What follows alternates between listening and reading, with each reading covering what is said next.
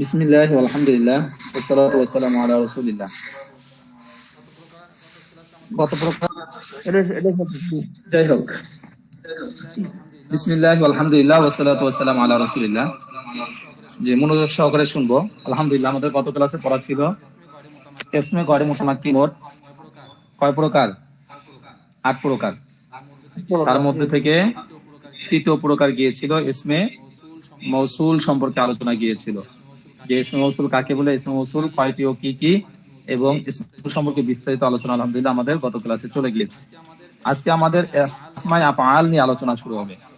তো এই কিতাবটা থেকে আমরা আপাতত এগুলো আগে মুখস্থ করব, ইনশাআল্লাহ এগুলো সব প্র্যাকটিক্যালে তামরিন সহকারে আমরা পড়বো আমাদের এসো নাহব শিখি বই থেকে। ওখানে এই যে ইসমে মৌসুলের অধিক পরিমাণে ব্যবহার আছে, ইসমে মৌসুলের ব্যবহারগুলো ওখান থেকে আমরা শিখবো, তখন দেখবেন ইনশাআল্লাহ সবগুলোর ব্যবহার পেয়ে যাবে।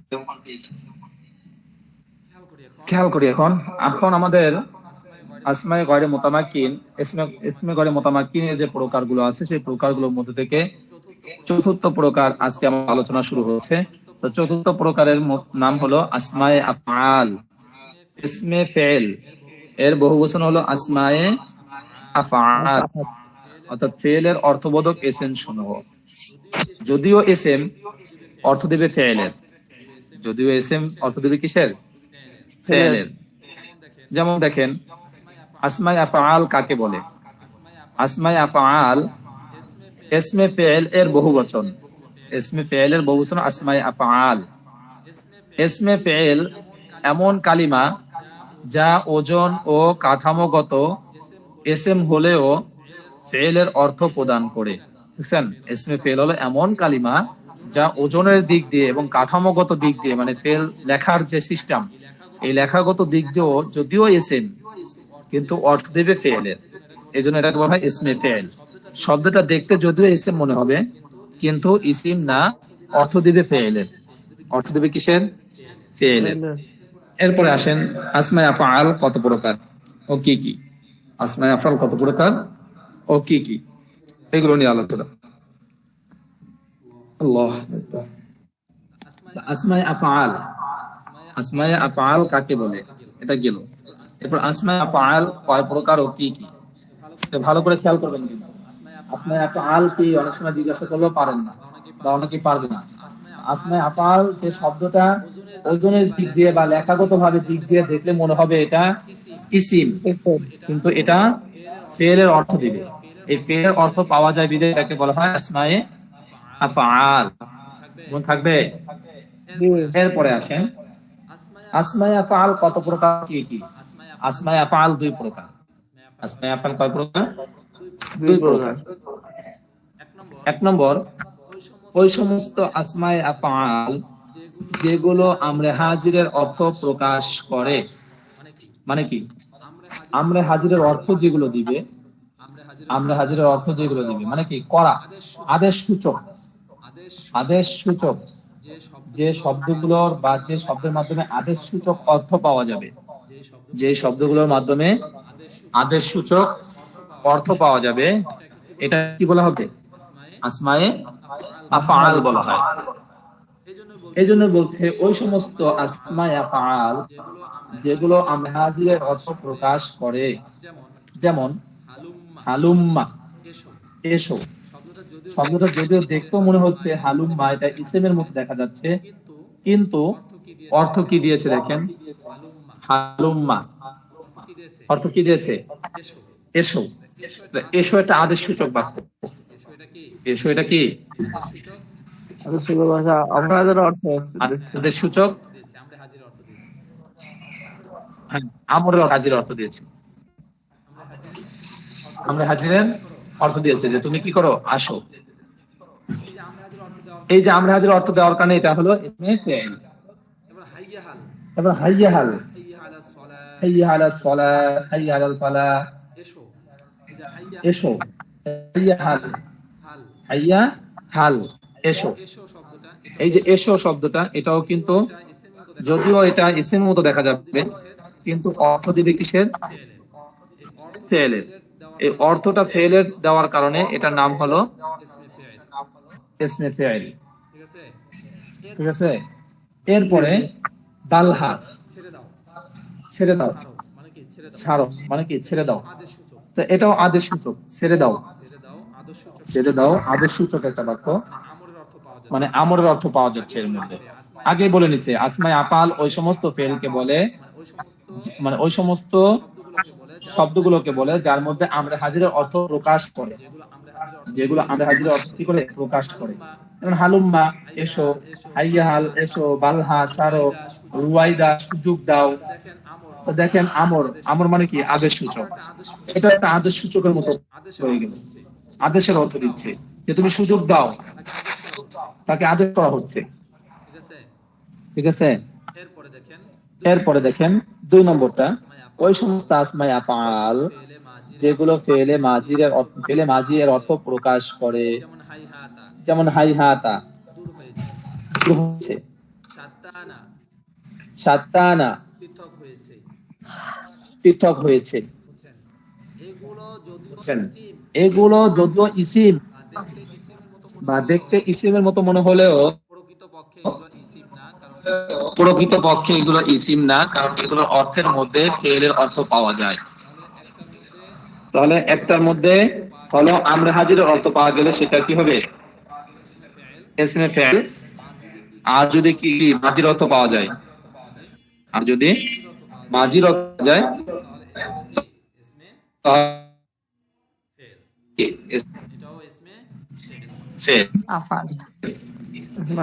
এটাও ইসমে ফেল হবে, আসমায়ে আফআল ওই তো ফেল আর কি। আচ্ছা, এগুলো সব প্র্যাকটিক্যালি ব্যবহার ইনশাআল্লাহ আমাদের আসবে। শেষ করে 9টা প্রোগ্রাম শেষ করে আমরা আবার ইনশাআল্লাহ ওটা নিয়ে মানে সরাসরি কি করব, তাহলে আপনাদের ভালো করে বুঝে আসবে। এরপর দেখেন আসমায়ে আসওয়াত, ইসমে গয়রে মুতামাক্কিন এর প্রকার আছে, তার মধ্যে থেকে একটা হলো কি আসমায়ে আফআল। হ্যাঁ, আসমায়ে আফআল গেছে, হলো আসমায়ে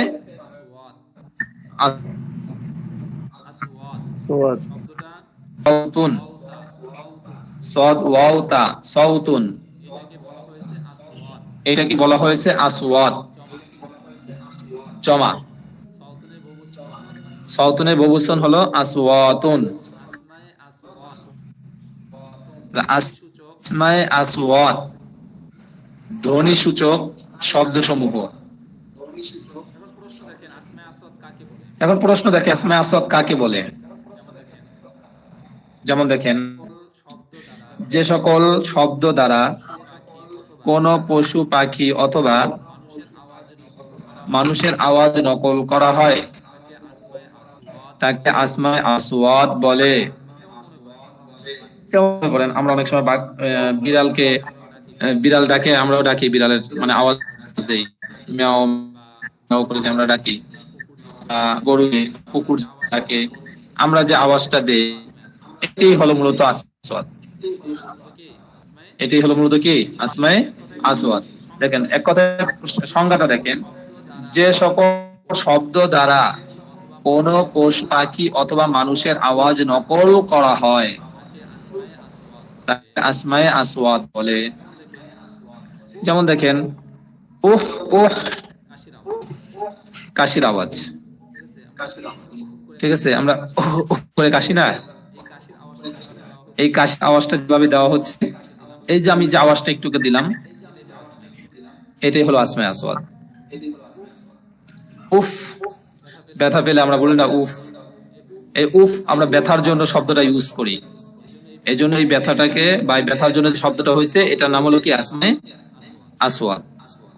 এবারে বাহ আনন্দ প্রকাশ করা, আনন্দ প্রকাশ করা, বাহ বাহ আমরা বলি না, বাংলায় বলি ভালো হলে বা সুন্দর হলে বাহ মাশাআল্লাহ অনেক সুন্দর হয়েছে, বাহ দেই আমরা, বাবা দেই, ওই বাহ বাটাই হলো আরবিতে বলে বাখা, বাখা আনন্দ প্রকাশ করা। তো আনন্দ প্রকাশের জন্য আমরা এই শব্দটা ব্যবহার করি, বাহ মাশাআল্লাহ এই জাতীয় শব্দ। নাখা উট বসানোর শব্দ, মানে উটকে যদি বসে আরবরা তখন নাখা নাখা করলে, নাখা নাখা বললে উট বুঝে যে আমাকে বসতে বলতেছে, তখন উট বসে পড়ে। এবারে গ কা কাকের আওয়াজ, আমরা কি কা কা করি, কার জায়গায় গ কা বলছে আর কি, কাকে কাকা বলে, বলে কাকও কি শুনে, মাঝে মাঝে ডাক শুনে। এক কথায় আমরা আমরা পশু পাখি আমরাই বলি যাদেরকে আমরা ডাক বা কোনো আওয়াজের মাধ্যমে, বিশেষ কোনো আওয়াজের মাধ্যমে তাদেরকে বুঝাইতে চাই, ওই যে আওয়াজের মাধ্যমে বুঝাতে চাই ওটাকে বলে আসমায়ে আসওয়াত। আসওয়াত যেমন গ্রামের মানুষ হাঁস মুরগি ডাকার জন্য কিন্তু অনেক ধরনের শব্দ ব্যবহার করে, ইউজ করে, ঠিক আছে? তো তারা যে হাঁস মুরগিকে ডাকার জন্য বা খাবার দিয়ে আদার দিয়ে যে ডাকবে, ওই যে শব্দটা ডাকে, ওই শব্দটাই হলো আসমায়ে আসওয়াত। কাছে চলে আসে বা কবুতর গুলো কাছে চলে আসে, তো এটার নাম হলো আসমায়ে আসওয়াত। বুঝে আসতে এবার?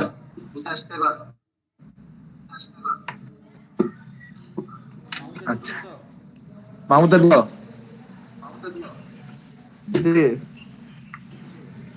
আচ্ছা এরপর দেখি ষষ্ঠ প্রকার। কয় নম্বর? 6 নম্বর। মানে ইসমে গয়রে মুতামাক্কিন। ইসমে গয়রে মুতামাক্কিনের যে প্রকারগুলো ছিল তার মধ্যে থেকে 6 নম্বর প্রকার। কয় নম্বর প্রকার? 6। খেয়াল করি আসমায়ে যুরুফ, এইটা কিন্তু আমরা পড়ে আসছি আগেও, মনে আছে? মিজানের মধ্যে পড়ছিলাম, একটা বহর ছিল ইসমে যরফ। মিজানের মধ্যে পড়ছিলেন, মিজান বইয়ের মধ্যে শেষের দিকে, শেষের দিক থেকে হয়তো 3 নম্বরটা বা 4 নম্বরটা হবে আসমায়ে যুরুফ, ঠিক আছে? আসমায়ে যুরুফ কোন স্থান বা কালকে বোঝায়। আসমায়ে যুরুফ কোন স্থান বা কালকে বোঝায়। যরফ মানে বেষ্টন করা, বুঝছেন? এখানে দেখেন স্থান বা কালসূচক আসমায়ে যুরুফ বলা হয়। আসমায়ে যুরুফ কাকে বলে? যে সকল ইসিম কোন কাজের সময় অথবা স্থান বোঝায় তাকে আসমায়ে যুরুফ বলে। যে ইসিমের মাধ্যমে কোন একটা কাজ করার সময় অথবা স্থান বুঝাবে। একটা জিনিস খেয়াল করবেন, আমরা যা কিছুই করি না কেন আমাদের কাজটা কিন্তু দুই জিনিসের বাহিরে কোথাও না। হয়তো সেটা নির্দিষ্ট কোনো একটা সময় সংঘটিত হচ্ছে অথবা সেটা কোনো একটা স্থানে সংঘটিত হচ্ছে। যেমন আমরা অফিস করি, আমাদের অফিস করাটা কি একটা স্থান, নির্দিষ্ট স্থানে যে অফিস করাটা হচ্ছে। অথবা আপনি এই যে কথা বলতেছেন, আপনার কথাটা এখন কোথায় বলতেছেন, মানে কোন সময়? রাত্রবেলা বলতেছেন। এই যে কথা বলা বা কাজ করা যা কিছুই আমরা করি সবগুলো যে কোনো হয় সময়ের সাথে সম্পৃক্ত না কোনো স্থানের সম্পৃক্ত। হ্যাঁ, যদি স্থানের সাথে হয় তাহলে স্থানের আরবি হলো মাকান।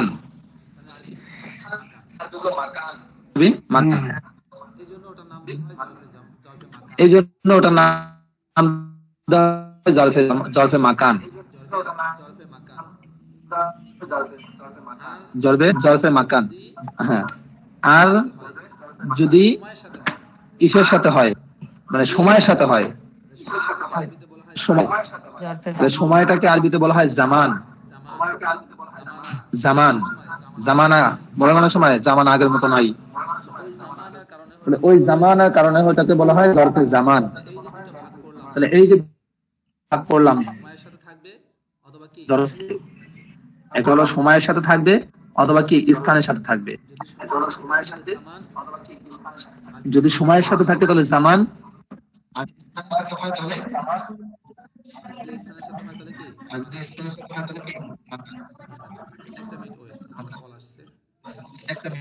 আমাদের কাজটা হয়তো দুটার সাথে সম্পৃক্ত, হয় স্থানের সাথে সম্পৃক্ত অথবা কি সময়ের সাথে সম্পৃক্ত। স্থানের সাথে সম্পৃক্ত হলে সেটাকে বলা হয় জরফে জামান, আর এই স্থানের সাথে হয় তাহলে সেটাকে বলা হয় জরফে মাকান। মনে থাকবে? তাহলে জরফ কয় প্রকার গেল? 2 প্রকার গেল। এই কথাটা কি এখানে বলছে দেখেন, ইসমে জরফ কাকে বলে? যে সকল ইসিম কোন কাজের সময় অথবা স্থান বোঝায় তাকে আসমায়ে যুরুফ বলা হয়। এরপরে আসমায়ে যুরুফ কত প্রকার ও কি কি? আসমায়ে যুরুফ কত প্রকার ও কি কি? আসমায়ে যুরুফ 2 প্রকার। আসমায়ে যুরুফ কয় প্রকার?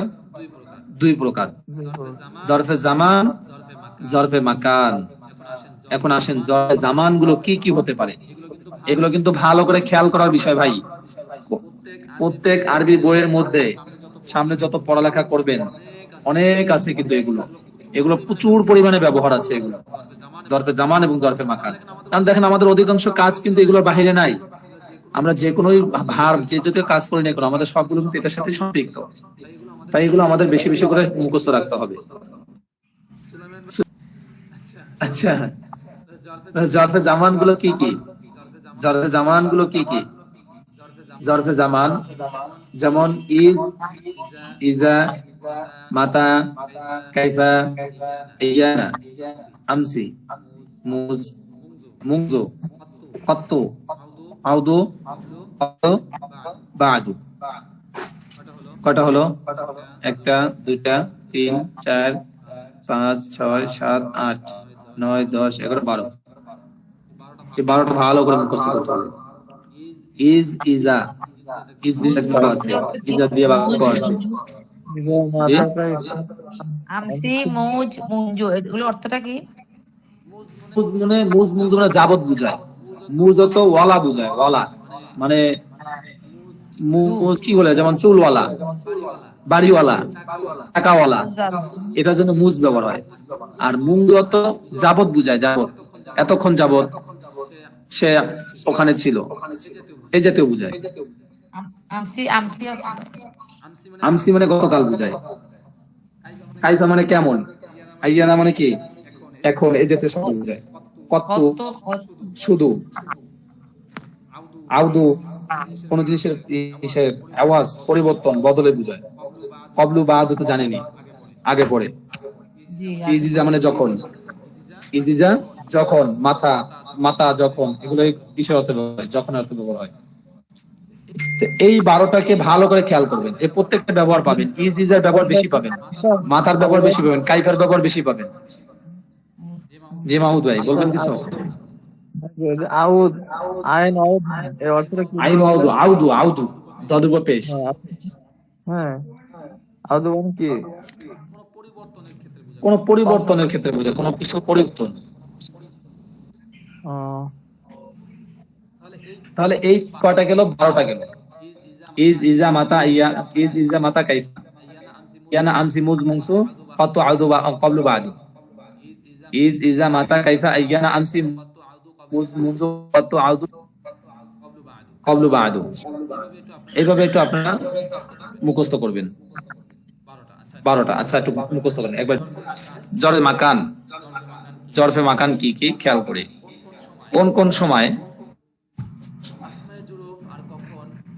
আসমায়ে জুরুফ আর কখন, মানে কখন মানে কোন কখন, কোন কোন সময়, মানে কোন কোন আসমায়ে জুরুফ আর কি কথা, কোন কোন আসমায়ে জুরুফ কখন মুরাব আবার কখন মুবনি হয়। কারণ আমাদের মূল আলোচনা কিন্তু সেই মুরাব আর মুবনি নিয়েই চলতেছে, বুঝে আসছে? আমাদের আলোচনা নিয়ে চলছে মুরাব এবং মুবনি নিয়ে আলোচনা চলতেছে। তাহলে বলছে এই যে আমরা আসমায়ে জুরুফ গুলো যে পড়লাম, এই জুরুফ গুলো কখন মুরাব হয় কোনটা, এবং কখন মুবনি হয়। যেমন উত্তর দিয়েছে দেখেন, যে সকল আসমায়ে জুরুফ কখন মুরাব হয় ও কখনো কি হয়, মুবনি হয়, তা হল ক্বাবলু, বাদু, তাহতা, কুদ্দাম। ঠিক আছে, তাহতু, কুদ্দাম।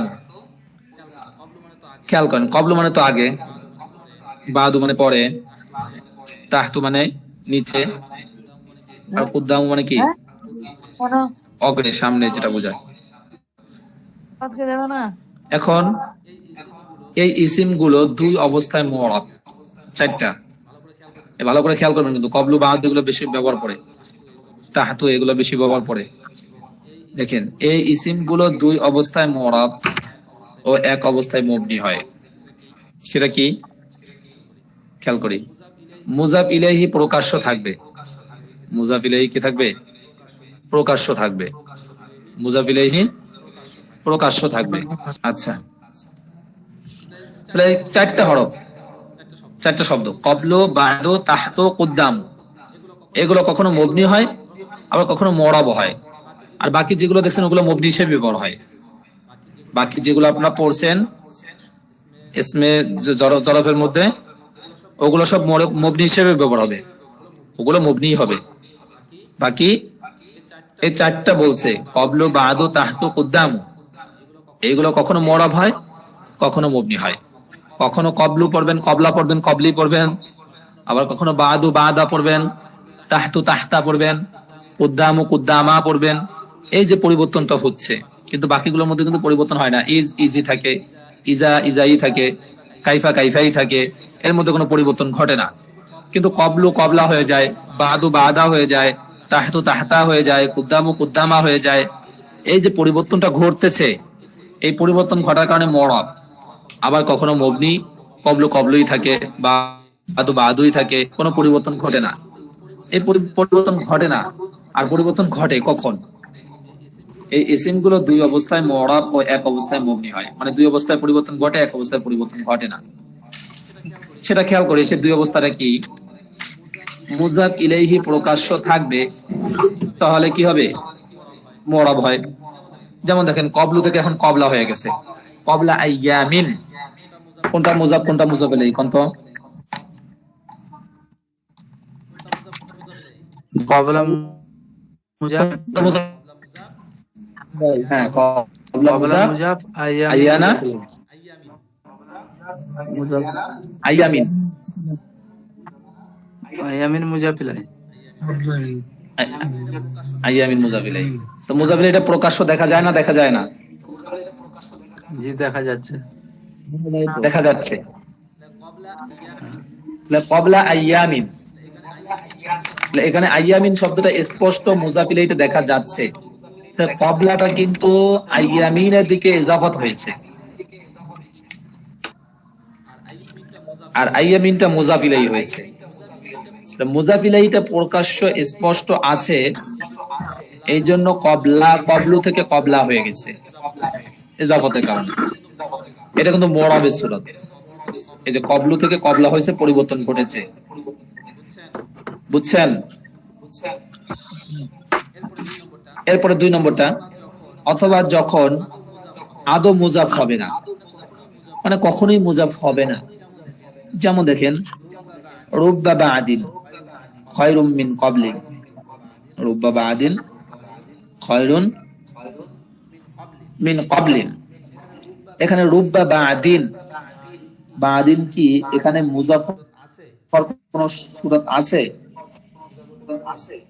মুজাফ হতে পারবে? হবে না। এখানে মুজাফ হলো রুব্বা, বাদিন কি नहीं মুজাফ मुजफ ইলাইহি।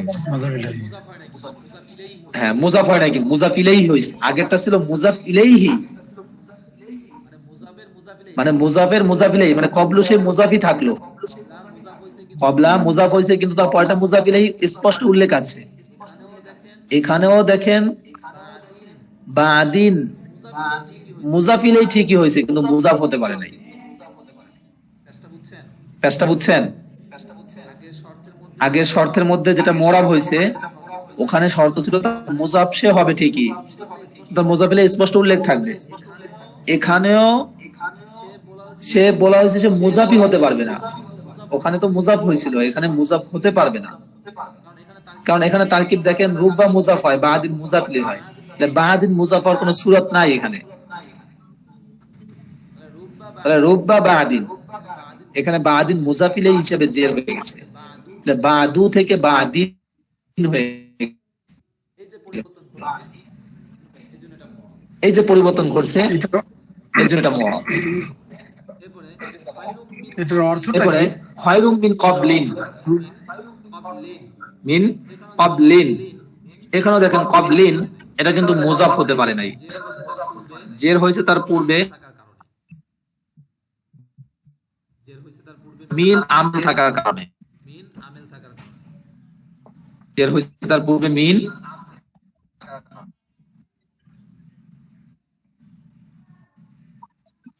কি হতে পারে নাই? শর্ত অনুযায়ী হয় নাই। মুজাফ ইলাইহি প্রকাশ্য থাকবে, যেমন ক্বাবলা আইয়ামিন, ক্বাবলা মুজাফ, তার মুজাফ ইলাইহিটা স্পষ্ট আছে, এই জন্য এই সূরাতে সে মুরাব হয়েছে। দ্বিতীয় সূরা ছিল আদৌ সে মুজাফ হবে না, যেমন দেখেন রুব্বা বাদিন খায়রুম মিন ক্বাবলিন, এখানে বাদিন শব্দটা মুজাফ ইলাইহি হয়েছে ঠিকই, কিন্তু মুজাফ হতে পারে না। ঠিক আছে, এরপরে মুজাফ ইলাইহি হিসেবে সে জের হয়েছে, পরিবর্তন করছে। এরপর দেখেন খায়রুম মিন ক্বাবলিন, এখানে ক্বাবলিন শব্দটা খেয়াল করেন, ক্বাবলিন, ক্বাবলিন এখানে জের হয়েছে।